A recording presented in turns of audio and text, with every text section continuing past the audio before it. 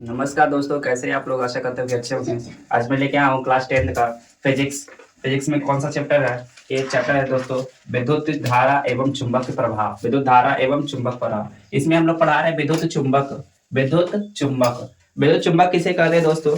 तो विद्युत चुंबक जब जब किसी चालक से विद्युत धारा प्रवाहित की जाती है, जब किसी चालक से विद्युत धारा प्रवाहित करती है, तो इसके चालक में क्या होता है? चारों तरफ मैग्नेट फील्ड उत्पन्न होता है।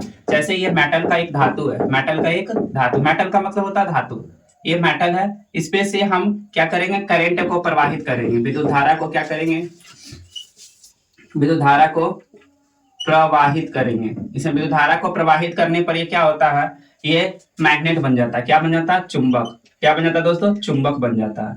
इसके क्षेत्र के चारों ओर ये मैग्नेट फील्ड उत्पन्न कर लेता है, मैग्नेट फील्ड उत्पन्न कर देता है। इसको क्या कहते हैं? विद्युत चुंबक। इसको क्या कहते हैं? विद्युत चुंबक। विद्युत चुंबक किसे कहते हैं? तो जब किसी चालक तार में या किसी चालक पदार्थ में विद्युत धारा को प्रवाहित की जाती है, तो इसके चारों ओर विद्युत क्षेत्र, चुंबकीय क्षेत्र उत्पन्न होता है। इसे कहते हैं विद्युतीय चुंबक। विद्युतीय चुंबक कहते हैं। आया समझ में?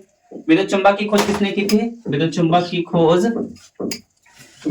खोज 1820 ईस्वी में ऑस्टेड नामक वैज्ञानिक ने की थी। किसने की थी? ऑस्टेड नामक वैज्ञानिक ने की थी। इसके बाद क्या है दोस्तों? विद्युत चुंबक किन किन बातों पर निर्भर करता है? विद्युत चुंबक का पदार्थ, विद्युत चुंबक का पदार्थ किन किन बातों पर निर्भर करता है? विद्युत चुंबक का पदार्थ किन किन बातों पर निर्भर करता है? विद्युत चुंबक का पदार्थ 5 प्रकार के बातों के पर निर्भर करता है। कितने प्रकार के? 3 प्रकार के, 5 प्रकार के नहीं याद रखे। विद्युत चुंबक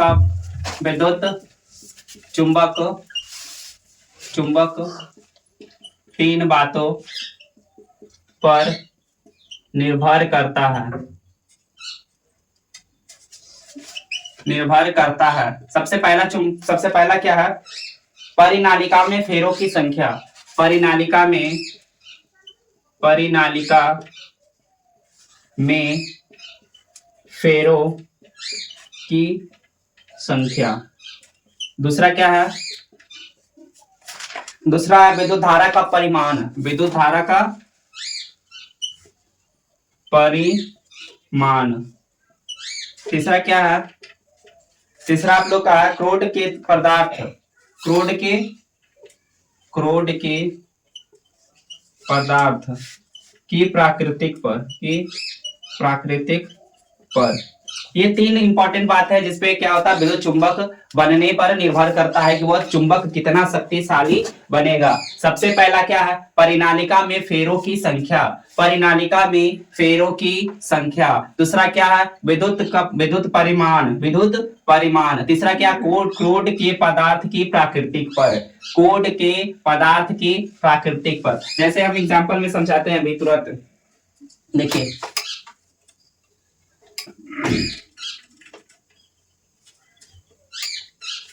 चलिए देखिए इधर, ये एक मैग्नेट है, विद्युत मैग्नेट। अभी बना नहीं, ये एक मेटल का धातु, लोहा ये लोहा का एक धातु है। इस पर हम क्या करते हैं? ये ऐसे तार को हम लपेट देते हैं। तार को क्या कर देंगे? लपेट देंगे। ये तार जितना बार लपटा हुआ रहेगा, जितना ज्यादा लपटा रहेगा, उतना अधिक मैग्नेट फील्ड उत्पन्न करेगा। तो पहला लिखा हो परिनालिका में फेरों की संख्या। फेरों की संख्या का मतलब है टर्न, मतलब तार को कितनी बार हम घुमा रहे हैं। किसी धातु पर तार को हम जितनी बार घुमाएंगे वो क्या होगा? उतना अधिक शक्तिशाली मैग्नेट बनेगा। उतना अधिक शक्तिशाली क्या बनेगा? मैग्नेट। जितना अधिक बार हम किसी तार को घुमाते हैं उतना अधिक क्या बनता है? ये शक्तिशाली चुंबक बनता है। दूसरा है विद्युत का परिमाण। जितना हम करंट ज्यादा देंगे उतना शक्तिशाली चुंबक बनेगा। तीसरा क्या है? क्रोड के पदार्थ की प्राकृतिक, यानी वो जो हम ये जो धातु लिए हैं किस प्रकार का धातु है, चालक है, सुचालक है, अर्धचालक है, जल्दी चुंबक बनेगा या नहीं, इस पर भी क्या करता है, निर्भर करता है कि कितना अधिक शक्तिशाली चुंबक वो बनेगा। आया समझ में। सबसे पहला क्या है, परिनालिका में फेरों की संख्या, जितना बार हम टर्न करेंगे किसी क्रोड के धातु पर, जितना ज्यादा टर्न होगा उतना अधिक शक्तिशाली चुंबक बनेगा। विद्युत का परिमाण, विद्युत का परिमाण, जितना ज्यादा करंट देंगे उतना ज्यादा ही शक्तिशाली चुंबक बनेगा। फिर क्रोड के प्राकृतिक पदार्थ की प्राकृतिक, ये पदार्थ जो है किस चीज का बना हुआ है इस पर भी निर्भर करता है। एग्जाम्पल में क्या होगा, पंखा, पंखा देखा होगा, पंखा, पंखा कभी खोल के देखना, पंखा को खोल के देखेंगे ना तो उसमें बाइंडिंग रहता है, क्या रहता है, वाइंडिंग,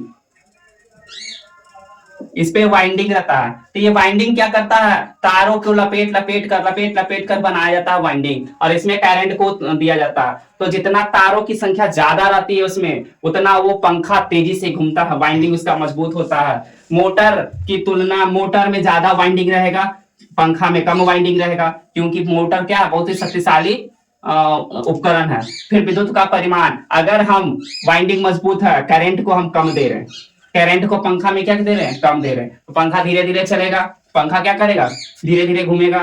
पंखा घूमता कैसे है, पंखा में होता है एक रोटर, एक क्या होता है, रोटर, और एक होता है वाइंडिंग। वाइंडिंग में करंट देते हैं तो क्या करता है, रोटर, उसमें मैग्नेटिक फील्ड उत्पन्न होता है करंट जाने से, और क्या होता है, उस वाइंडिंग में चुंबक बन जाता है, और वो चुंबक क्या करता है, रोटर को घुमाता है, रोटर को घुमाता है। जितना अधिक शक्तिशाली चुंबक बनेगा उतना ज्यादा रोटर को घुमाएगा। उसके बाद क्या, क्रोड के पदार्थ की प्राकृतिक, क्रोड के पदार्थ की प्राकृतिक, यानी ये किस प्रकार का पदार्थ है। चलिए आया समझ में, नोट कीजिए जल्दी से।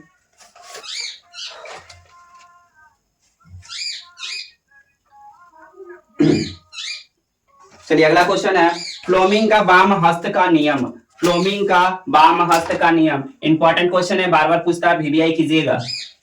लिखिएगा, फ्लोमिंग का वाम हस्त का नियम किसे कहते हैं, फ्लोमिंग का वाम हस्त का नियम किसे कहते हैं, फ्लेमिंग, फ्लेमिंग का वाम हस्त नियम किसे कहते हैं। चलिए आंसर लिखिएगा। देखिए, फ्लेमिंग का वाम हस्त का नियम क्या है, फ्लेमिंग का वाम हस्त का नियम, यदि हम अपने बाएं हाथ के तीन अंगुलियां को इस प्रकार फैलाएं कि, देखिए कैसे फैलाना जो समझिए, अगर ये हम अपनी बाएं हाथ की तीन अंगुलियां, कौन सी अंगुलियां, तीन अंगुलियां, ये दोनों को छोड़कर अंगूठा, तर्जनी, मध्यमा, अंगूठा, तर्जनी, मध्यमा, याद रखेंगे, इसको अंगूठा बोलते हैं, इसको तर्जनी बोलते हैं, इसको क्या बोलते हैं, मध्यमा बोलते हैं। ये अनामिका हुआ और ये क्या हुआ, कनिष्ठ। तो हम लोग को तीन उंगली का ही नाम जानना है, अंगूठा, तर्जनी, मध्यमा, ये तीन उंगलियों को इस प्रकार फैलाएं कि ये तीनों क्या हो जाए, आपस में समकोण हो जाए, आपस में क्या हो जाए, समकोण। ये देखिए आपस में क्या है, एक दूसरे का समकोण, समकोण का मतलब जिसका एक कोण 90 डिग्री के बराबर हो, जिसका एक कोण कितने डिग्री के बराबर हो, 90 डिग्री के बराबर हो, एक कोण 90 डिग्री को बराबर हो।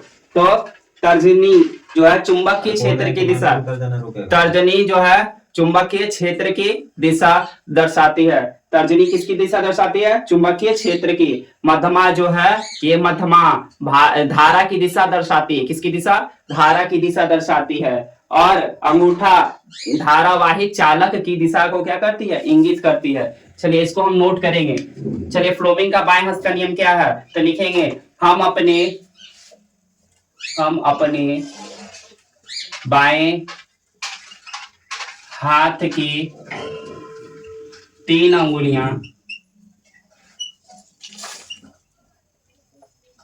अंगुलियां अंगूठा,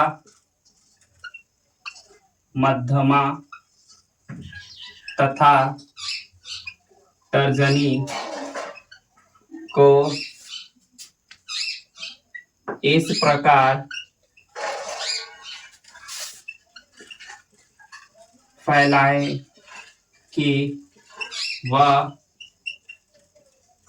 आपस में समकोण हो जाए तो मध्यमा धारा की दिशा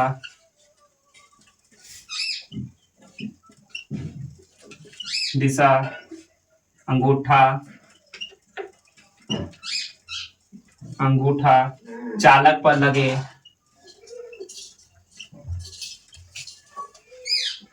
लगे बल की दिशा तथा तर्जनी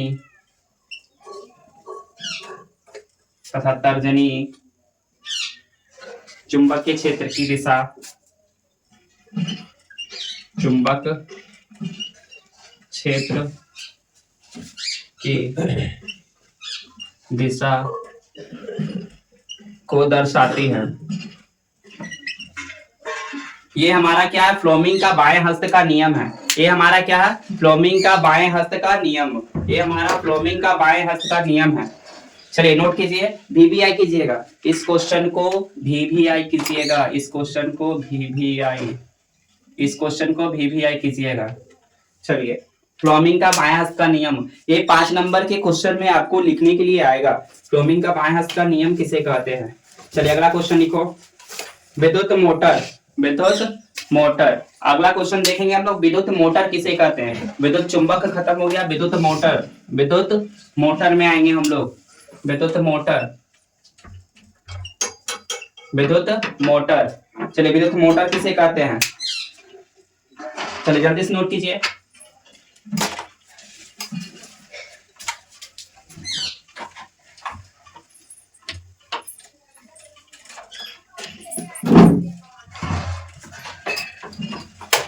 चलिए देखिए, विद्युत मोटर क्या है। विद्युत मोटर, सबसे पहला विद्युत मोटर किसे कहते हैं। तो विद्युत मोटर क्या काम करता है, विद्युत मोटर काम करता है करंट को लेता है और क्या करता है, मैकेनिकल एनर्जी क्या करता है, हमको प्रदान करता है। विद्युत मोटर से हम क्या करते हैं, विद्युत मोटर में करंट को देते हैं और यांत्रिक ऊर्जा का मतलब, कहने का मतलब क्या हुआ, उससे हम कोई काम लेते हैं। जैसे कि गेहूं पीसना है हमको, क्या पीसना है, गेहूं पीसना, तो इसके लिए क्या करना चाहिए, चक्की चलेगा। क्या चलेगा, चक्की। तो चक्की को कौन खींचता है, मोटर खींचता है। धरती के अंदर से पानी निकालना है, उसको कौन खींचता है, मोटर खींचता है। उसको कौन खींचता है, मोटर। पंखा को चलाना है, कौन खींचता है, कौन घुमाता है, मोटर घुमाता है। पंखा को चलाना, बड़े बड़े उपकरण को चलाना है, कौन चलाता है। देखना जितना भी 4 व्हीलर 2 व्हीलर, उसको कौन घुमाता है, ये मोटर ही घुमाता है। क्या करता है, मोटर घुमाता है। तो मोटर ऐसा युक्ति जिसको हम विद्युत ऊर्जा को देते हैं और क्या लेते हैं, यांत्रिक ऊर्जा। उससे क्या लेते हैं, यांत्रिक ऊर्जा, मैकेनिकल एनर्जी। उसको क्या कहेंगे, विद्युत मोटर। उसको क्या कहेंगे, विद्युत मोटर। चलिए लिखिएगा, विद्युत मोटर किसे कहते हैं या विद्युत मोटर क्या है। दोनों सेम क्वेश्चन है, विद्युत मोटर किसे कहते हैं, विद्युत मोटर क्या है।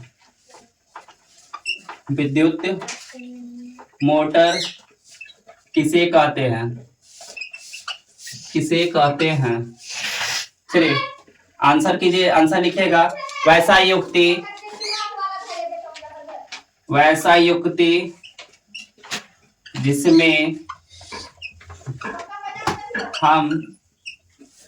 जिसमें हम विद्युत ऊर्जा लेते हैं तथा यांत्रिक ऊर्जा लेते हैं, उसे विद्युत मोटर कहते हैं। जैसे में बहुत सारा मोटर है, पंखा का मोटर हो गया, आपका डीजल मोटर हो गया, बहुत सारा मोटर है। जो इसका उदाहरण, जो आसपास अपना मोटर देख रहे हैं सब, इसका क्या है, एग्जाम्पल। चलिए, एक मोटर में कितने भाग होते हैं, एक मोटर में क्या क्या चीज लगा होता है, जो हम लोग जानेंगे। एक मोटर में, मुख्य मोटर में कौन कौन से भाग होते हैं, मोटर के प्रमुख भाग। चलिए मोटर के प्रमुख भाग। तो मोटर के प्रमुख भाग क्या क्या है? मोटर, एक मोटर में क्या क्या लगा हुआ था? तो एक मोटर में सबसे पहला लगा होता आर्मेचर, आर्मेचर। उसके बाद क्या होता है? रोटर होता है। क्या होता है? रोटर। फिर होता है पंखा। क्या होता है? पंखा। फिर क्या होता है? ब्रश। क्या होता है? ब्रश। फिर होता है बॉडी। क्या होता है? बॉडी। इतना ये क्या है? इसका प्रमुख भाग है। इसका क्या है? प्रमुख भाग है।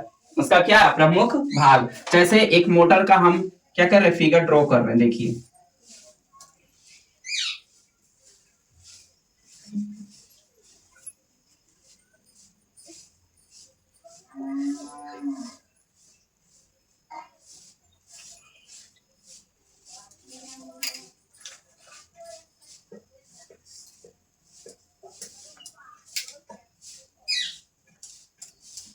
देखिए ये मोटर कुछ ऐसा ही दिखता है। एक मोटर कुछ ऐसा ही दिखता है। ये मोटर ये मोटर में क्या होता है? ये जो डंडा दिख रहा है, जो लंबा जो घूमता है, इसको कहते हैं रोटर। इसको क्या कहते हैं? रोटर कहते हैं। ये जो ऊपर वाला जो है, इसको बॉडी कहते हैं। क्या कहते हैं? बॉडी। और ये पीछे के साइड में, एक पीछे के साइड में क्या लगा रहता है? पंखा। पीछे के साइड में क्या लगा रहता है? पंखा। जो क्या काम करता है? मोटर को ठंडा रखता है। मोटर को क्या रखता है? ठंडा। उसके बाद क्या है? एक ब्रश लगा रहता है। ब्रश आर्मेचर के पास लगा। आर्मेचर क्या कहते हैं? इस बॉडी से अलग, इस बॉडी से अलग एक बाइंडिंग होता है। क्या होता है? एक बाइंडिंग, ऐसे ऐसे बाइंडिंग होता है। बाइंडिंग होता है। इस बाइंडिंग को आर्मेचर कहते हैं। इस बाइंडिंग को क्या कहते हैं? आर्मेचर। और इसी के साथ एक रोटर लगा रहता है। क्या लगा रहता है? रोटर। और यहाँ पर ब्रश लगा रहता है। तो इसको रोटर बोलेंगे। और ये जो लगा रहता है, इसको क्या कहते हैं? ब्रश। ये ही मोटर का प्रमुख भाग है। मोटर का प्रमुख भाग क्या हुआ? आर्मेचर, रोटर, पंखा, ब्रश और बॉडी। ये इसका क्या है? प्रमुख भाग है। चलिए अगला देखेंगे, विद्युत चुंबकीय प्रेरण। विद्युत चुंबकीय प्रेरण। विद्युत चुंबकीय प्रेरण की खोज किसने की? बहुत बार क्वेश्चन आता है। विद्युत चुंबकीय प्रेरण की खोज 1831 ईस्वी में माइकल फैराडे ने की थी। विद्युत चुंबकीय प्रेरण की खोज किसने की? माइकल फैराडे ने। चलिए क्वेश्चन को नोट कीजिएगा, विद्युत चुंबकीय प्रेरण की खोज किसने और कब की? बहुत बार क्वेश्चन आता है ऑब्जेक्टिव में। विद्युत चुंबकीय प्रेरण की खोज, विद्युत चुंबकीय प्रेरण की खोज किसने और कब की? किसने और कब की? चलिए आंसर लिखेंगे। विद्युत चुंबकीय प्रेरण की खोज, विद्युत चुंबकीय प्रेरण की खोज विद्युत चुंबकीय प्रेरण की खोज 1831 ईस्वी में माइकल फैराडे ने की थी। ये वीवीआई क्वेश्चन है, ध्यान दीजिएगा, इसको नोट कीजिए जल्दी से।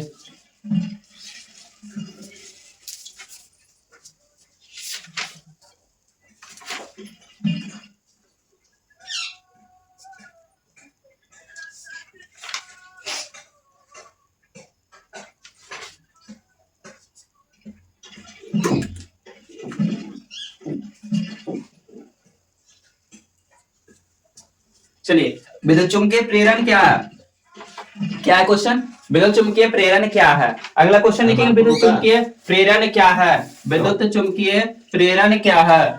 विद्युत चुंबकीय प्रेरण क्या है? नहीं लोकल को मारको देखिए वोल्ट को पर काय गया तो खोल के लाओ। विद्युत चुंबकीय प्रेरण क्या है? चलिए लिखेंगे आंसर। विद्युत चुंबकीय प्रेरण क्या है? गया देखो वोल्ट को पर रोकेगा। लिखो, जब किसी लूप में, जब किसी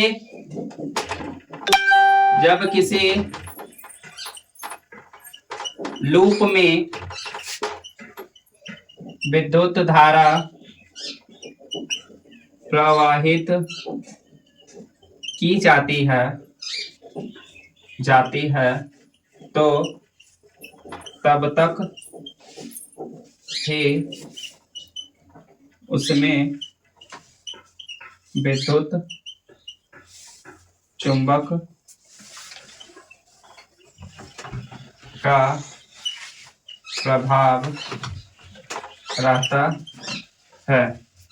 तब तक कि उसमें क्या रहता है, विद्युत चुंबक का प्रभाव रहता है। ठीक है, इस प्रकार उत्पन्न धारा को क्या कहते हैं, रहता है। इस प्रकार